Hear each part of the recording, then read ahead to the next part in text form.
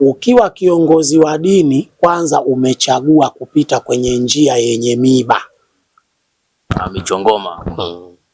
Lazima uchomwe, lazima upate tabu, kwa sababu njia ya kuhubiri ni njia ya mitume. Hakuna hata mtume mmoja wa Mungu aliyopata raha katika kuhubiri dini ya Mungu. Hayupo aliyepata raha. Hayupo. Yani ukishachagua kazi ya kuhubiri, kuonya, kusema, umechagua njia yenye miba. Lakini sasa ndo njia sahihi. Kwa sababu gani? Hii dunia ina watu wa namna 7. Ina watu wa namna 7. Watu gani hao? Mbona mimi siwafahamu? Kwanza kuna watu wanaitwa waumini. Sawa eh?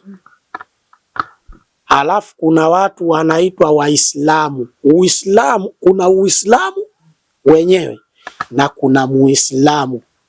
Alafu kuna muumini. Kwa hiyo kuna waumini wa dini, alafu kuna dini yenyewe.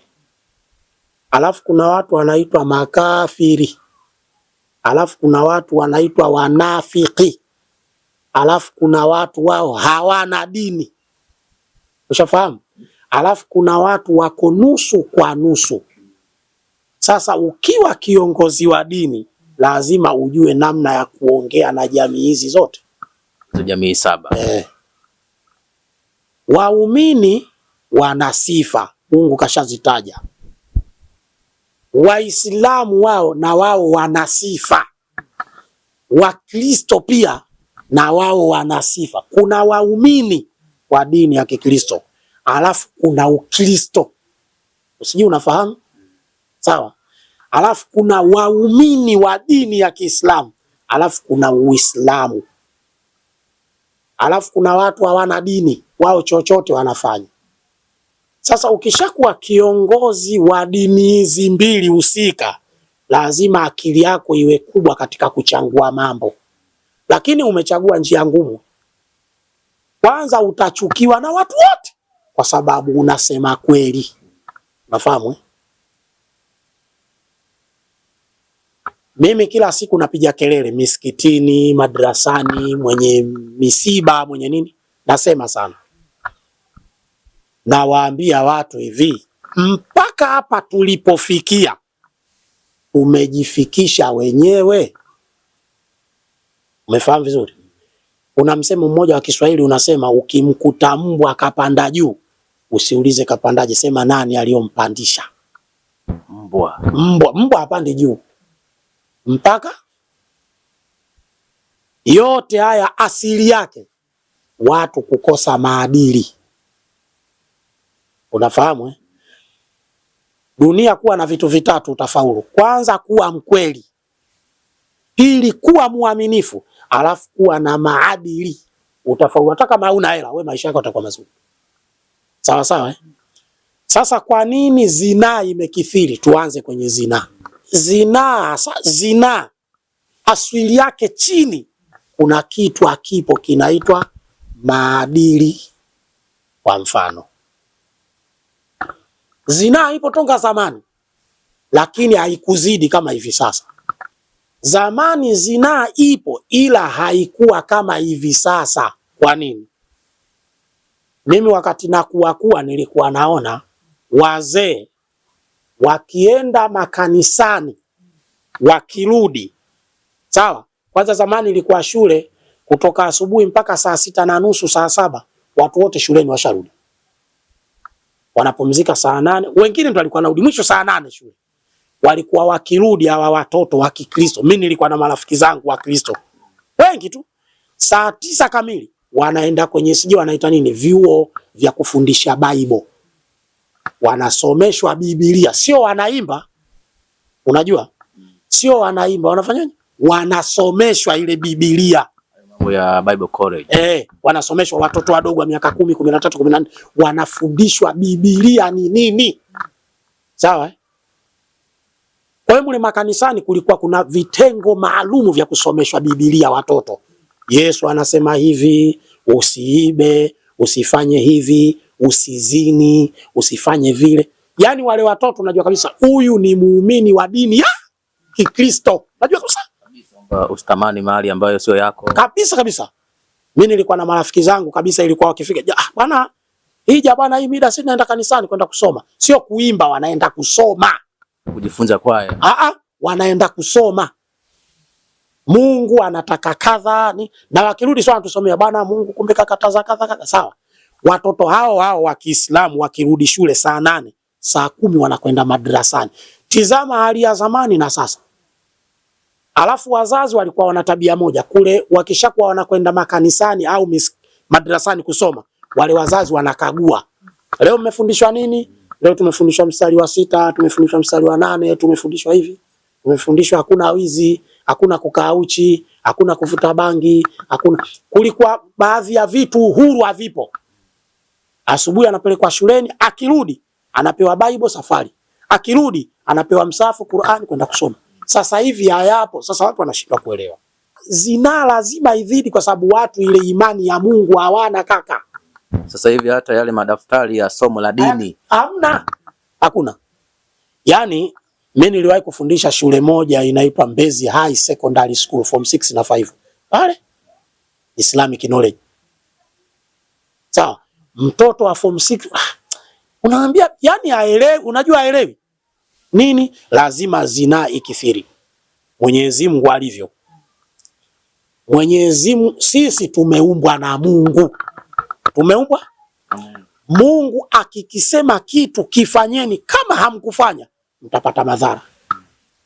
Na akikisema kitu hiki acheni, ukikifanya utapata madhara. Bwana hiki kifanye, kina faida kwako, ukikifanya upati madhara. Kwa mfano, tizama wasomi wa zamani, alafu tizama na wasomi wa sasa. Sawa? Ukitaka kujua zamani kulikuwa na maadili, watu wana uadilifu. Sawa vizuri. Tazama hao wasomi wa maprofesa waliopita, tazama na maprofesa wa sasa. Tizama mawaziri waliopita, tazama na mawaziri wa sasa. Tazama viongozi wachungaji wa zamani, tazama na wachungaji wa sasa wanaowatia mikwaju waumini wao. Sawa? Tazama mashehe wa zamani, tazama na mashehe wa sasa. Yaani maana yake kuna kitu uadilifu kimepungua katika sekta ya imani. Sasa basi, kwa nini zinaa imekithiri? Kwanza watu wa sasa hawana uoga na Mungu. Ile hofu ya Mungu haipo. Kuna hofu na uoga, ndio huo. Watu hawana uoga. Mwenyezi Mungu amekataza zinaa kwa nguvu kubwa. Sio amekataza zinaa, amekataza kuikurubia. Unajua kuikaribia? Zinaa. Kwa sababu gani? Zinaa ni uchafu. Zinaa kama unavyoona uchafu mwingine. Sasa uchafu ukizidi heri inapatikana? Hamna heri hapo. Kwa hiyo maana yake vifo visivyokuwa vya kawaida vitatokea kwa sababu zinaa ni uchafu. Mungu kasema wala takarabu zina, musikurubie. Sio musifanye, musikurubie. Lakini kule kutokukaribia kumesababishwa na kupotea maadili shekhe, hakuna. Natoa mfano. Mtoto wa darasa, mtoto wa form 1, mtoto wa form 1 anatembea, kwanza yuko kichwa wazi, pili ana simu ya touch ya kwake. Tambo. Sasa wewe muulize taswira yake huyu namna alivyo. Baba yake huyu ana genge. Hii simu ya 400,000 huyu amepata wapi? Na mzazi haoja anakuambia huo ndo utandawazi. Hiyo ni zinaa. Innahu kana faishatan wasaa sabila. Hakika ya kukurubia zinaa ni uchafu, tena njia mbaya. Yaani Mungu tena akasema wasaa, na ni njia mbaya kabisa haifai. Mtu kavaa nguo yake nzuri, anamuogopa Mungu, zinaa kuna kwa haipo. Lakini sasa hivi kwenye mahoteli wanaume wamevaa suti, wamebana mpaka juu, mpaka chini, wamevaa na buti. Wanawake wamevaa mini sketi, mapaja nje. Unajua maana yake? Wanauza wao ubwabwa si na samaki, lakini wanauza na miili. Muende pale muvutiwe ili ukishanunua ubwabwa upate na yule mwanamke. Umefahamu? kwenye masabuni, kwenye makampuni nakuta wanawake wamevaa miniskirt. Kwa nini na hao wasivae suti? Kwa hiyo wao ndo na Mungu ndo kasema, sio mimi. Mungu kasema azaniati, mzinifu mwanamke. Katika sekta ya uzinifu, Mungu kaanza kumtaja mwanamke. Wazani na mzinifu mwanaume, maana yake kile cha kwanza ndo bora. Kwa mwanamke ndo sababu. Lakini wanawake wangekuwa wanajistiri na wana hofu ya Mungu, zinaa ingepungua kwa mujibu wa dini. Kama wanavaa vizuri, sketi ndefu, wanajistiri, wanajifunika vichwa vyao kidogo, vizuri, wanavaa vizuri, alafu wana hofu, wanaamini. Unajua kuna Ukristo na Uislamu. Unaweza ukawa Muislamu tu lakini ukawa mshenzi kupindukia. Au wewe waone. Sasa yule Waislamu yule ni Muislamu tu, hana imani ya dini. Ushaelewa vizuri? Sasa hivi kukaa na mtoto wa kiume ni kazi kuliko kukaa na binti wa kike. Watoto wa kiume wameharibika, wanakata mauno. Niliona klipu moja, mimi mtoto wa kiume kafunga kibwebwe anakata mauno kuliko dada yake. Nini unajua maana yake? Yule hana maadili, na inawezekana hana maadili ya dini yake. Sijui dini gani. Unaona mtandaoni. Wanakata sana mauno kwa sababu watu hawana maadili ya dini. Serikali kama wangekuwa wanatusikia, wangekuwa wanafanya. Mashuleni kama hakuna ya mambo ya somo la dini, wao wana tabia ya kuwaruhusu watoto mapema, labda 9 kamili watoto washaondoka mashuleni. Yaani mwanadamu alivyoumbwa na Mungu, kama hana dini, hana imani, ataua, atakaba, atazini ovyo mpaka wake za watu, atazini. Niliwahi kupigiwa simu mimi, kijana mmoja wa kiume kabakwa na dada yake. Kabakwa na dada yake, wanakaa nyumba hii. Kaka ana tabia akienda kazini anawahi kurudi, analala. Dada huwa ana tabia ya kuchelewa kurudi nyumbani. Sawa sawa. Sasa anamwambia, wewe dada, wewe unachelewaga wapi? Sababu wewe kazi yako mbona sio ya kurudi saa 4 saa 5? Akamwambia nitakuonesha siku ninapochelewa. Hatimaye ni nyinyi sijui wazazi ilikuwa kuaje, akaenda ndani kambaka. Sasa wewe dada sasa unaweza ukafanya tukio kama hilo? Haya, kama ungekuwa ndo umeiva Ukristo, una imani kabisa, angefanya. Maana yake nini? Zinaa imekithiri kwa sababu watu hawana maadili, na Mungu kawaambia watu, mwanadamu yoyote anatakiwa apende vitu vitatu. Sisi Waislamu, Mtume Muhammad SAW anasema hivi, adibu auradakum ala 3 khiswari, watieni adabu watoto wenu juu ya mambo matatu. Umeona? Sio watu wazima, watoto watiwe adabu wangali wadogo. Adibu auladakum ala 3 khiswari, wafundisheni, watieni adabu. Maana kuna kufundisha na kumtia adabu, maana yake mpige mwanao, aadabishwe mwanao juu ya mambo matatu. Kwanza, hubbu nabiyihim, wampende mtume. Sawa? Wampende mtume kwa sababu yule mtume ndo kiigizo. Sawa? Sisi tumeambiwa mkitaka kuiga jambo, muigeni mtume sasa.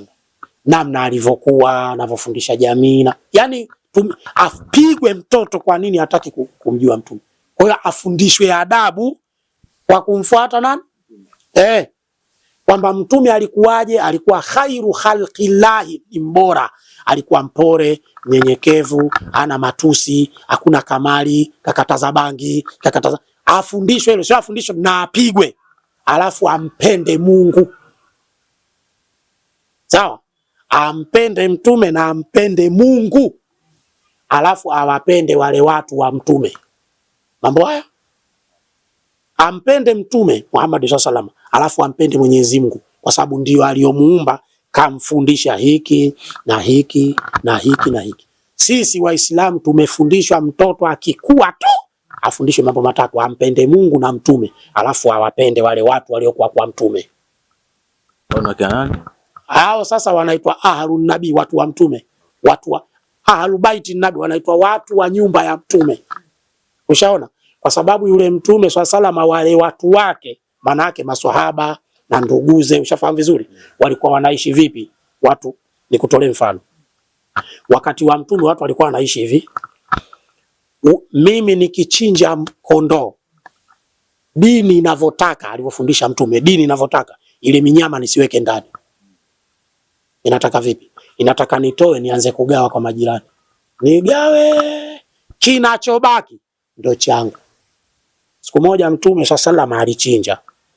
Alipochinja akagawa, akampelekea maswahaba. Maswahaba wale wafuasi wa Kristo, anasema wanafunzi wa Bwana Yesu, wale wanafunzi wale wanaitwa maswahaba wale. Sasa akasema wewe peleka pale, akawa anagawa. Sasa ukipewa, kwa mfano kama wewe mwandishi, ukipewa lenye maswahaba, mbona kama mboga ya kula leo nayo, ngoja nimpeleke mwenzangu, ukawa unapeleka. Yule mwenzio naye asema hata naona kama fulani yeye leo ndo kakwama, hebu peleka kwa fulani. Ushafahamu? Kwa hiyo ile mboga ilizunguka mpaka karudi tena kwa Mtume. Kabla nyinyi mnasikia mimi ninayo, pelekeni kwa Mtume pale, labda leo hali mbaya. Kumbe ile imetoka huku. Yule akasema hapana, hii mimi ndo nilotoa. Akasema sisi wote leo hapa tunao. Basi peleke. Kwa hiyo ile mboga ikawena. Unaona ile utaratibu ule ndo watu wanadamu wanatakiwa waishi nao. Umefahamu vizuri? Na alikuwa na tabia, sio Islam tuna swala 5, asubuhi, dhuhuri, mchana, saa 10, magharibi na saa 12. Ilikuwa asubuhi mtu akishamaliza kuswali anatembelea wale majirani. Haya, vipi hali zenu, mmeamkaje? Hapa bwana kuna mtu anaumwa, basi sasa hebu fanyeni akili. Ndo dini, na hiyo ndo imani. Ndo watu walikuwa wanataka waishi hivyo. Mimi nazaliwa niliwakuta wazee wanaishi mfumo huo. Wazee wako? Sisi mimi niliposoma tulikuwa tunaishi watu 30, tunakaa nyumba hii vijijini huko. Mtoto wa huyu yuko hapa, mtoto wa huyu yuko hapa, tunasoma hapo, tunalima, tunakula, tunafanya. Hakuna ubaguzi kama hivi sasa. Watu wa mjomba haipo. Kwa hiyo ndo wapendeni, watu wa Mtume walikuwa wanaishi hivyo. Siku moja Mtume swalla tulivyoambiwa ishini watoto wenu, wafundisheni adabu. Kulikuwa na mtu mmoja tabia yake kumbuguzi. Unajua ndo nilisema ukiwa shekhe, mchungaji, padri, askofu, khalifa, darweshi, umechagua njia ya miba. Njia mbaya sana, njia ngumu sana, lakini mzuri kwa Mungu. Kuna bwana mmoja alikuwa na tabia kila usiku anakuja kunywa mavi katika nyumba ya Mtume asubuhi. Sawa? Anakunya afu anaondoka. Yule Mtume akiamka anaukuta ule mzigo, apigi kelele, anazoa. Amefanya lengo, unajua? Lengo kumkera. Unajua kwa kiongozi lazima ukelwe. Unashafahamu? Utukanwe, huyu shekhe gani mshenzi? Ana akili si nini? Mchungaji gani si mwizi? Unajua ile ndio umechagua njia ya miba. Sasa akawa anazoa, yule bwana kazi yake ndio hiyo. Sasa siku moja yule anayefanya ule uchafu akawa anaumwa. Ikampata homa kali. Maana yake kuja kunya tena hawezi. Yule Mtume kashazoea kwamba kila akiamka anachukua. Sasa siku hiyo kaamka, akakuta mbona hapa leo hamna zile habari zangu nazofanyaga? Au vipi? Akasema huyu itakuwa kapatwa na tatizo. Mtume alitoka nyumbani kwake kwenda kumtizama yule bwana.